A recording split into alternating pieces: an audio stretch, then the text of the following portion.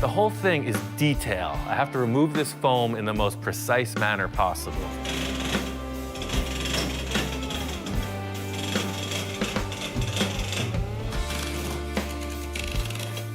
This whole car is conceptual.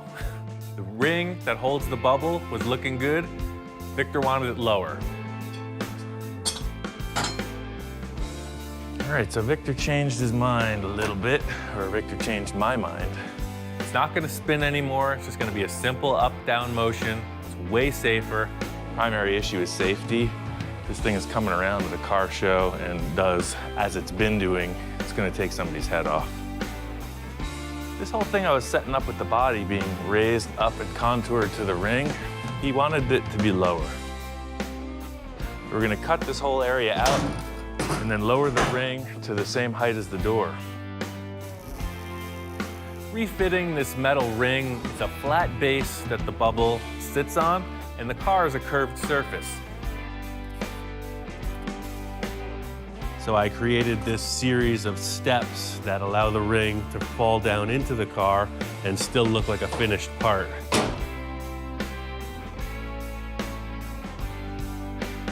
Once all these pieces get finished up with the door jambs, and then this whole thing is blended together with fiberglass, it's gonna look really neat.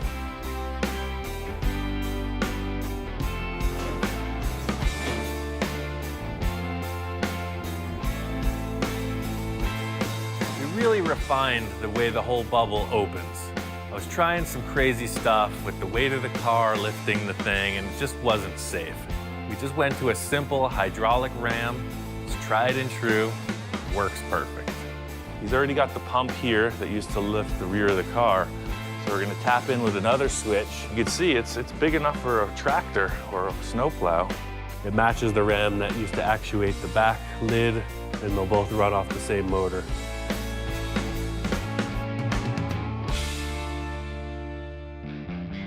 I spent a couple seconds inside that dome, and it's hot. This thing's a spaceship. There's people inside. There needs to be a way for air to get in and out. I made these vents in the front of the car. Victor loved them. He came up with this concept. He wants some more vents towards the rear. So my challenge is to match them, complement the front with the back. I think I like this idea. The car is so flat that by putting these vents in, it's pretty cool. It kind of lends itself to the louvering thing in the 50s, but this is like new, old, space-age stuff. All these vents work. It looks cool, but it's gonna keep you alive in there. Otherwise, you're gonna cook. So this is just a piece of sheet metal, a couple pieces of 55-gallon drum, an old brake line.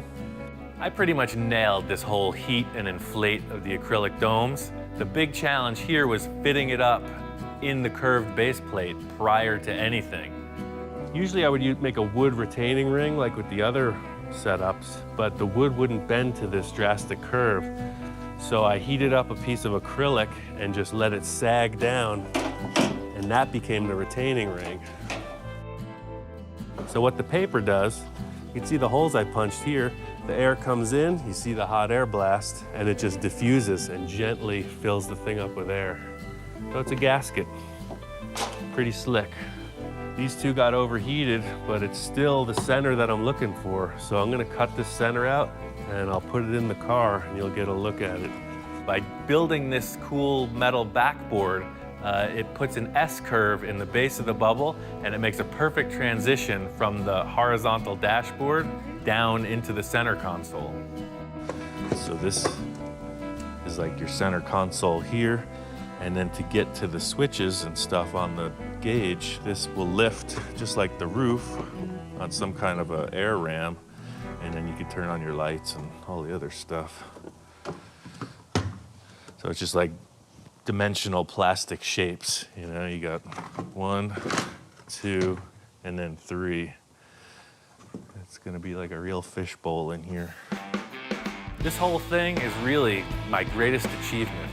It's something I've thought on for years, and here it is. This is a perfect curved base bubble that is gonna be the centerpiece for the whole car.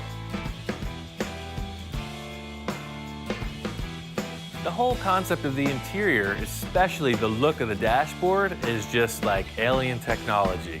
It's got to look kind of spacey, kind of organic, and I think fiberglass is the only way we're going to get that really curved compound surface.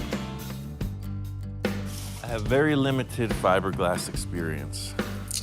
I was able to lay up a ring on the bubble for the roof, and so far so good. We created a ring that lifts off that will hide all the screws. That way the bodywork comes right in and it looks like a headlight bezel. It's a nice, clean, simple ring. So you can see here, you got your steel frame. You'll have your fasteners with rubber rings to hold it down.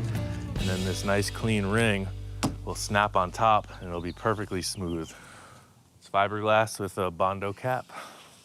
I got the foil in place. It was pretty simple to set up. The next step is to trim out the fiberglass and mix the resin. So, we'll lay a little of that in there. This next part's like making a lasagna. You just throw your noodles in there. Toxic lasagna.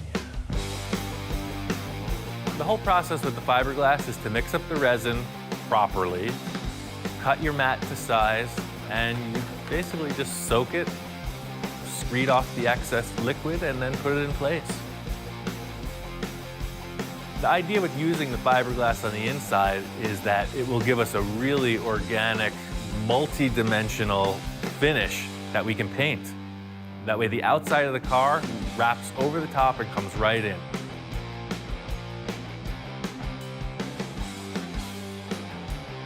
I really like the idea of doing more fiberglass work. Way faster than metal, and it's lightweight. The whole thing with fiberglass is it's fast. It's a little stinky, but if you were to create these compound curves in steel or aluminum, you'd be at it a lot longer than the 20 minutes I've invested so far.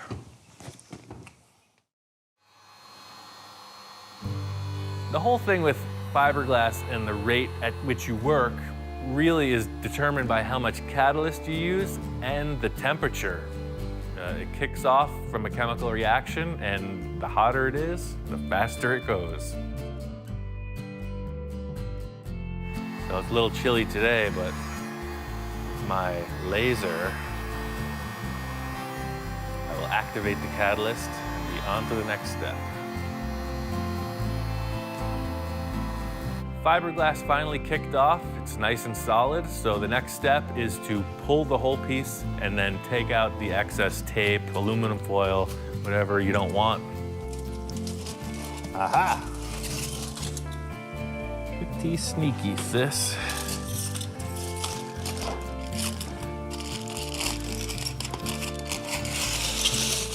I pulled it off the dashboard, and it looks like it's a piece that will fit on and off as many times as you need. I'll let it cure up like that. Then once it's fully hardened, I can sand back the edges, glue her in place.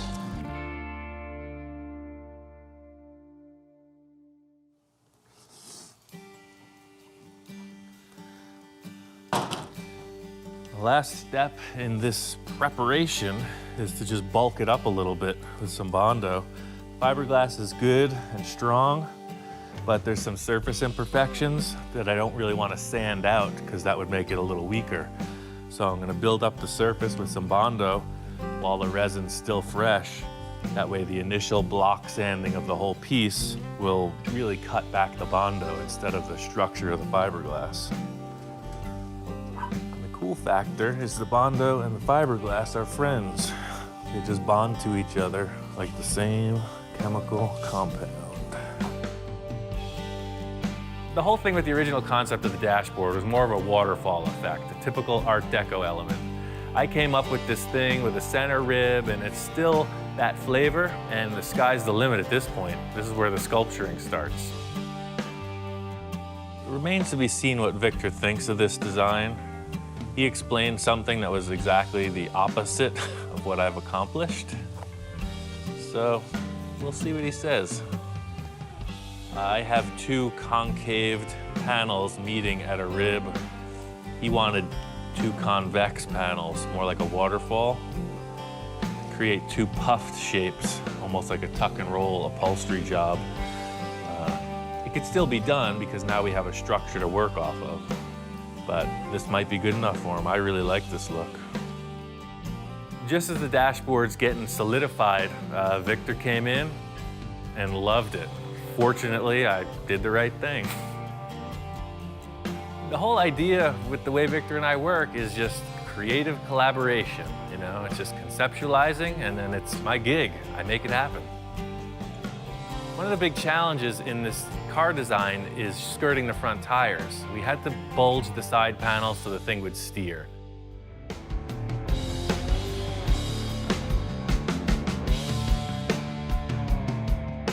All that matters with this project is the end result. I mean, once you pull the bubble out of the oven and see this apparatus attached to it, you know it's pretty intense. Everything looks great. It's back into shape. The whole idea is to just cool it off, raise it up out of the box, and unclamp this beast. I took this 1/2-inch MDF board and created a series of templates off of the bubble Victor liked most. I spaced them out 8 inches apart, made a whole bunch of support to withstand the pressure of this bubble pushing against it, and fastened it to the backboard. Good. Getting the buck off of this thing really revealed that it was a successful idea. This was uncharted territory, and the result was ideal. That's pretty crazy. But the real tell is going to be how it fits on the car. That's what this is all about. So we cut it out, brought it over to the car, and then, yeah, that was what we were looking for. It's freaking awesome. Look at it from this angle, man. This is freaking ridiculous. That with the lights coming through, bend down and look through. Yeah, and then look what it shows, the other bubbles in there. Bubbles in the bubbles. That's impressive. The whole idea with these ribs in the roof was that it was going to diffuse light. It was going to look like multiple layers of plastic, and we nailed it.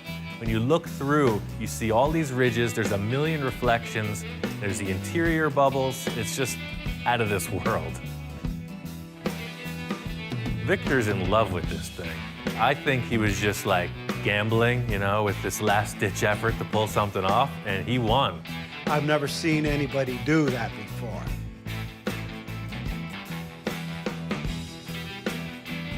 The creative process on getting this bubble top done is there, but this is the whole car.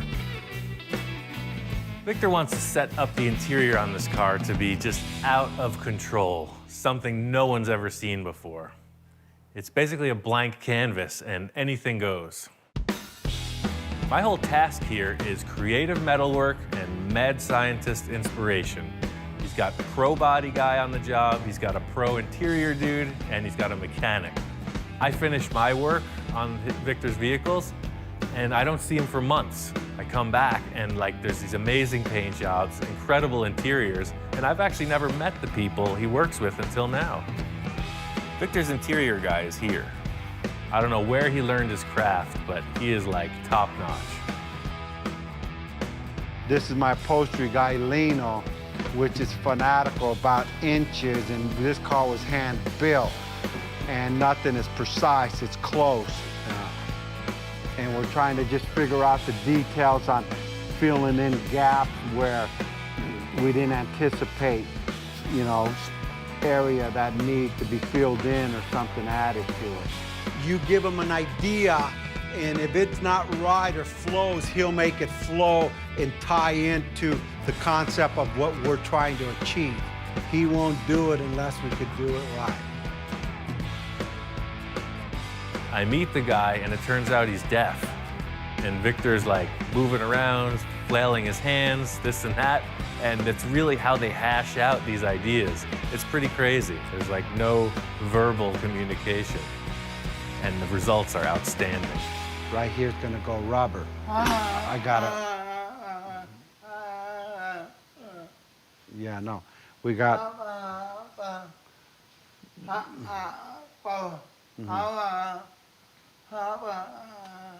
he's saying here, he told the guy to put steel in here and to clean up this edge. But I told him I got a rubber grommet gonna cover all this stuff, and he says no. I understand what he's telling me. Same with he looks at me, and you know what? I move my hands, and I'm a hand talker, if you could see, and we could communicate perfectly.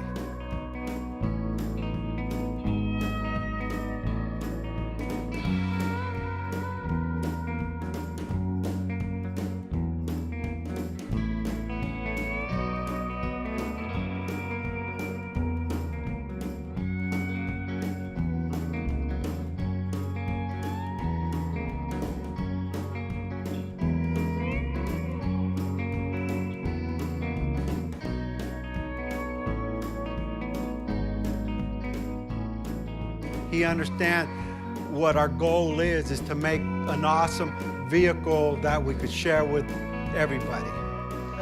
The diamond. Oh, he wants to put diamonds in there. Let's see. I think he's caught the crazy too, man. Now he's getting out of control. Yeah. He was Mr. Conservative at first. No, he's like, Now he's fallen under the spell. this here, I had to take my old lady's jewelry apart, but she won't figure that out in a while. The whole concept with the center console is to move air through the cabin. And Victor comes up with these crazy ideas. He's got all these clear crystals. He's got LED lights. He's talking about making it look like this is like the main power source for the entire car. It's crystal-powered spaceship. There's 100 different variations. But you see how this is in the day, people. Here, let me adjust that. Here we go. You see, there's another one. Or maybe you want that, or maybe you want this. Or maybe we'll do that. That's pretty cool there, yeah. I mean, it's getting like out of control. And we'll do it subtle. I'm a subtle guy, if you could tell by my car. Every time I look at it, I envision things. And my vision comes from just looking and expressing, this is the way I feel. You know what, I may be an old man on the outside, but inside I have a vision and I'm cool. And this is the way I release my inner vision of what I think of cars. I've seen what this guy's done on the other interiors, and they've all been fairly conservative. His workmanship is out of this world.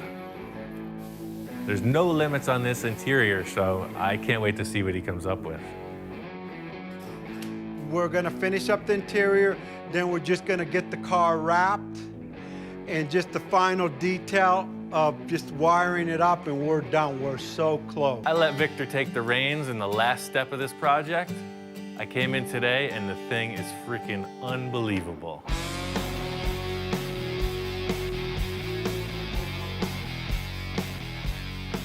This car has been in the works for a long time. It is a concept car. It's gone through so many phases of development, and now to have it finally wrapped, I'm stoked. The car came out amazingly, beyond my expectation. On the bubble top, the interior, this is a total custom build. The bubble top is next level. The car is, like I said, a piece of art. I mean, the car is a masterpiece. I saw Victor pull in the driveway with this thing. It's like, get out of the way, mister. I want this car. Well, Ian, when he came in and seen it, all of the ideas all came together, and he was impressed. The thing drives up and it looks like a spaceship. I wish it didn't have tires. You open the bubble top and the interior is just going off. There's all kinds of crazy stuff going on in there. I'm ecstatic, he's ecstatic with it. Everything flows just perfect. At the end, I got my interior guy, Lino, and he was saying, you know what, enhance the bubble by putting chrome around the bubble and putting chrome on all the ribs. They're perfect. They really highlight the ridges in the bubble.